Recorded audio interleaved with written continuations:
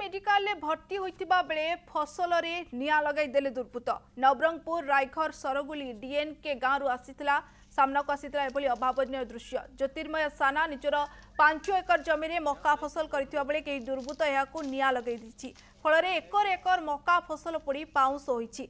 तेबे ज्योतिर्मय देह असुस्थ कारण 5 दिन हम मेडिकल रे भर्ती होइतिबा बेले केही दुर्बृत्त निया लगाई दिथिबा संदेह करा जाउछि। केउ कारण पई ज्योतिर्मय को फसल रे किए निया लगाइला ताकु नै तदंत चलाइछि पुलिस। बहुत कष्ट रे जमी चाष करुच्ची मेडिकल रे सेलाइन चलसी वर्तमान ताकू किए जने कहि परिबे नै किए 5 एकर 70 सेंट जमी अछि सब निया लगे दैछन्ते किए लगे दैछन्ते जानि परले नै फोन पाई कि मु आसिक देखली सब पड़ जाइछि।